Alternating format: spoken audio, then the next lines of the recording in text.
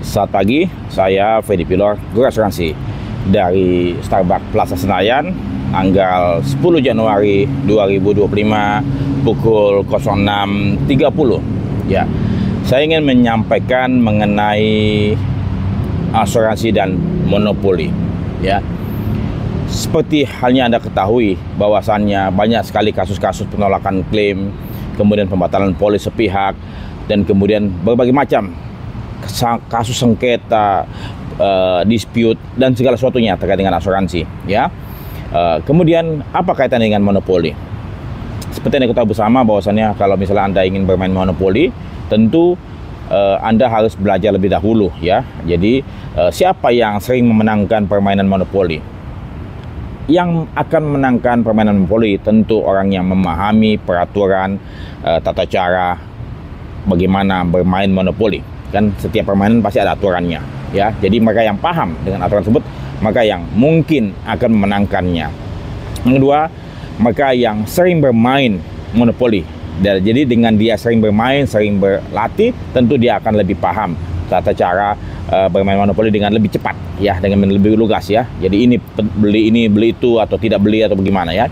Yang ketiga adalah mereka yang mendapatkan keberuntungan dengan mengocok dadu, ya. Jadi ini yang katakanlah yang akan memenangkan monopoli, ya. Di luar bandar, ya, bandar nggak dihitung sebagai pemain karena bandar atau bank hanya membagikan membayarkan uang atau menerima uang, ya. Dia tidak memainkan, tidak mengocok dadu, ya. Jadi tiga hal ini. Nah, kemudian apa kaitannya dengan asuransi? Kalau katakanlah tadi saya kaitkan dengan monopoli dengan asuransi, tentu yang akan memenangkan permainan asuransi, insurance game, seperti dengan permainan monopoli, adalah mereka yang memahami aturan polis asuransi, bagaimana kondisi asuransi, bagaimana kondisi pertanggungan asuransi, bagaimana hukum-hukum asuransi, ya.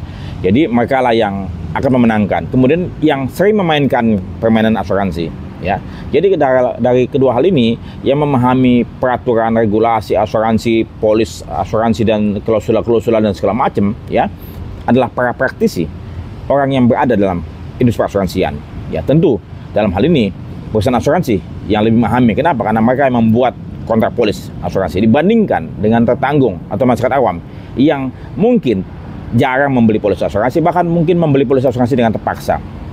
Nah, kemudian mereka pun juga tidak membaca polis, sudah tidak memahami, tidak membaca polis pula, kan. Jadi ini hal-hal yang saya pikir perlu kita pahami bersama, bahwasannya yang akan memenangkan dispute sengketa, ya, ataupun pengadilan, ya, mereka lah yang memahami kondisi asuransi, kondisi persyaratan asuransi, regulasi asuransi.